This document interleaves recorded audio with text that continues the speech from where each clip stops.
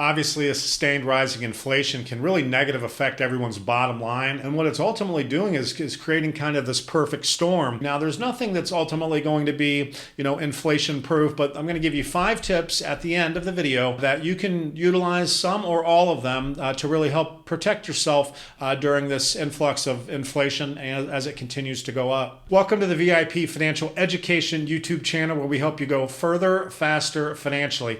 I'm your host, Michael Mathe. We often talk on this channel how, being prepared is obviously what you want to do. So, you're out there reading the tea leaves. We're giving you tea leaves. You're getting good sage advice from someone.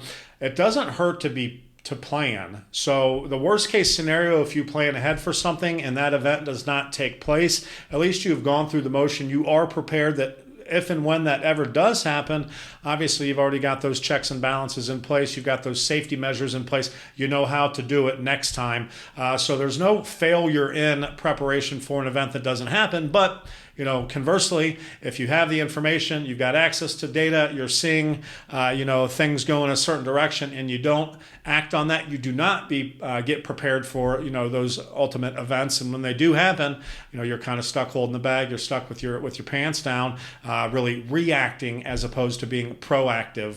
So we're always going to advocate being proactive, when things like this happen. So let's go ahead and pop up, a definition of inflation. So inflation is a general rise in the price level of an economy over a period of time. When the general price level rises, each unit of currency buys fewer goods and services. Consequently, inflation reflects a reduction in the purchasing power per unit of money, a loss of real value in the medium of exchange and unit of account within the economy. So obviously you can see how that definition relates to current events and as they stand today, based on the infusion, trillions and trillions of dollars that are getting dumped into the economy right now. Okay, guys, just to dive in on this a little bit deeper. So according to the Bureau of Labor Statistics, consumer prices are up 4.7% overall since February of 2020, which we all know is the last month before the COVID-19 pandemic really became super prevalent and on everyone's radar. We can find that graph online at bls.gov. Let's break those numbers down, though. Let's get a little bit more granular on what that entails. So if we just take a look at food is up 5.4%, energy up 8.9%, new cars up 5.3%. This one's staggering. Used cars up 43.3%. Again, guys, those numbers are since the beginning of the pandemic, February of 2020 until current day. Lumber, let's take a look at lumber. We're going to put this graph up here on the screen here as well on what lumber has done since February of 2020, where it was sitting at $399. Now, guys, this is dollars per thousand board feet. So February, $399. The peak was April 21, where it went all the way up to $1,500. Then it kind of moved around a little bit, and what's sitting right now as of September 21st, when the last data was released, it's sitting at $627. So even if we remove that April 21 peak from February until present day, or September 21st rather, up 57.14%. Now this is all according to Statista. You can find this online as well. So guys, this is just showing you the trends. This is showing you from the outset of the pandemic until current day, and then obviously breaking some numbers down just in 2021 as well. And of course, guys, those are key items to just the basic financial life of Americans. And the Fed has warned, over the last handful of months, has warned the public multiple times that these things may continue to happen, with supply chain issues, which is what we're really experiencing right now, which is, why a lot of this is happening. But they do assure you that this is just a kink. That is to be determined. The Fed is really kind of holding firm on not raising interest rates right now, which can have its own effects, but ultimately, in order to really stymie inflation, what they'll ultimately do or often do is go ahead and increase interest rates. So again, basically what we're seeing is trillions and trillions of dollars getting dumped into the economy, whether it's via the stimulus packages. Obviously, the government is out there spending trillions and trillions of dollars as if, money ultimately grows on trees. But guys, someone ultimately has to pay the piper. These are not free projects. That stimulus money, albeit was absolutely necessary during the height of the pandemic, they're continuing to put that money out there. And of course, that does help out really, really good people, but it also has some adverse effects on the economy. We're seeing that right now. People can't hire. I went to a Subway 2 days ago, a Subway that was normally, be 8 or 10 people in line during lunch hours, and it was literally closed. A sign on the door said, can't keep help. So, there's that kind of trickle down effect, obviously, or whatever economic terms you want to use for that. As this, money is stimulating the economy, people are kind of staying home more often because they're making more money doing that than ultimately joining the workforce. Another video for another day, though. Now, if we're talking about inflation, let's just use the 5%.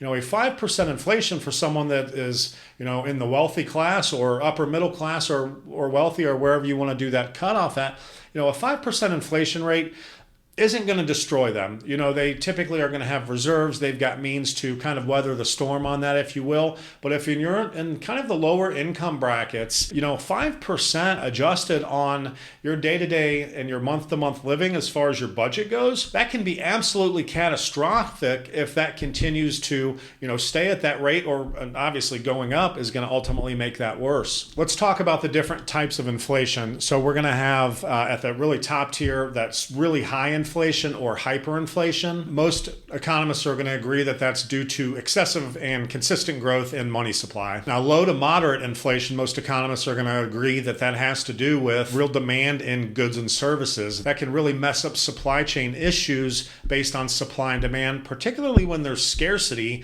which is obviously what we've seen during the pandemic. Throughout that, obviously, there's times when goods and services are not even available whatsoever. So that really does fall in line with what we're seeing during the pandemic. It's kind of a hybrid between the two of them. And what it's ultimately doing is creating kind of this perfect storm. Obviously, a sustained rising inflation can really negatively affect everyone's bottom line and particularly their investment portfolio as well. So you want to be aware at how these can negatively affect you. Particularly if you're, on a fixed income, or you're retired, or you're soon to be retired. These are things that need to be a daily conversation because those fixed incomes, or, what you thought you needed to retire on, may be going up because the value of that dollar has obviously gone down with inflation. Now, I'm not saying retirees shouldn't keep, some cash on hand. Obviously, you want to have access to some cash. Liquidity is always going to be a good thing. Just be careful with it. Thanks for staying tuned here till the end. We want to give you 5 tips on what you can do to really kind of protect yourself or insulate yourself during times of high inflation. So number 1 is going to be focus on services or asset classes that are obviously going to be more favorable during times of high inflation. Credit Suisse went out there, they did research on markets where inflation was expected to increase and which section of those markets performed best in those times. They found that on average, if the S&P 500 was expected to increase by 0.45%, the energy sector was expected to increase by 0.86%. 2 other areas with the potential to outperform include financials at 0.68% and materials at 0.62%. Increasing your exposure to funds, ETFs, things like that, obviously that are going to be a little bit more inflation proof. They're going to diversify your portfolio. We're going to certainly ask you and recommend that you take a look at doing that. Number 2 is going to be consider tech to diversify. So Tech was kind of lagging towards the end of last year. Some of the big tech giants are already talking about kind of steadier growth right now, really good gains. There's certainly going to be some advantages, from a profitability standpoint involving tech when it comes to, really an inflationary environment. For tech companies, it's really going to be easier to, pass on pricing increases to their customers. If you're, I wouldn't say addicted to a certain, type of technology, but you're utilizing that on a day-to-day, some small increase, although it may be a little bit of an annoyance to you, maybe a little annoying, it's certainly not going to be in many cases with that small increase going to be something that's going to, give you the indication or inclination that you're going to go ahead and turn that service off due to that slight price increase. Also, their businesses may be less susceptible to price increases and supply chain issues. Also, with the Delta variant going right now, disruptions for tech companies, based on the pandemic are going to be a lot less likely. Number 3 tip is going to be watch the Federal Reserve. So really paying attention to what they're doing. Obviously, those are tremendous tea leaves right there, listening to their reports, seeing what they're doing. Obviously, there's some checks and balances, some measures that they can take. If inflation is going through the ceiling, obviously they can, kind of slow down their bond purchasing that they've been doing, during the pandemic to really prop the economy up. And then again, they can also increase interest interest rates. So while the members of the Fed have, really been steadfast saying that they're not going to be reactionary, they're not going to do anything to, about this, they're not going to have any knee-jerk reactions. Obviously, if this inflation continues to spike the way that it is right now, they may be under enough pressure that they ultimately have to make some moves. And if they do these pullbacks, obviously, folks are going to have to take a look at, from an investment standpoint, really that risk management. So definitely keep an eye on the Fed. What they say obviously is ultimately going to lead to, steps down the road. Right now, they say that they're going to stand firm. That could change overnight. That could change in the next couple months, but certainly keep your eye on what Jerome Powell, the Fed chair, obviously, and the rest of the folks on that committee say. Number 4 is going to be delay purchases if possible. Now, guys, there's going to be purchases out there that, good times, bad times, ugly times, that you ultimately have to pull the trigger on those. Your car breaks down, you need a new car. There's not a whole heck of a lot you can do about that unless you plan to take the bus, until car prices start to go back to kind of normal rates. But, if you're looking at doing an addition on a home, for example, if you were looking at simply to upgrade your car, if things of that nature, if you can delay those, because you think that they're ultimately going to settle back down to, either, pre-pandemic prices or somewhere a little bit closer to that, then holding off on those, if they're not an absolute necessity, is certainly something we're going to recommend as well. Also, if you take a look at traveling right now, people are getting back out there, they're traveling again. So take a look at, obviously everyone's going to look at rates when they're doing that, whether it's hotel rates or typically the flight's going to be the lion's share of that expense. Take a look at that. There's obviously travel destinations right now that have really spiked. They've really gone up.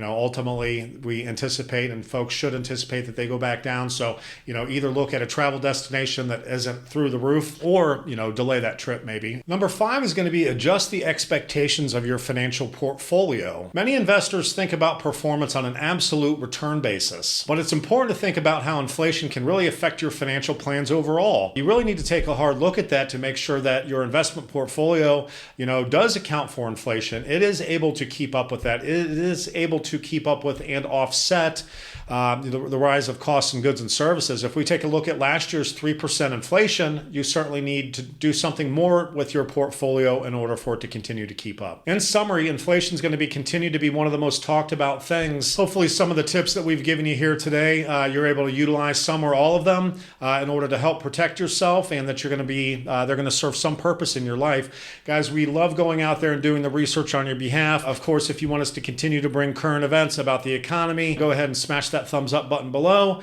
If you're a subscriber, thanks for joining us. If you're not a subscriber, go ahead and hit that subscribe button below. We're always looking for like-minded people here on the channel, and go ahead and ding that bell below as well if you want notifications as we bring additional content on the channel here. Again, guys, thanks for joining us here on the VIP Financial Education YouTube channel, where we talk all things credit, capital, and cash flow. Until next time, guys, thanks for joining us, and make it a great day.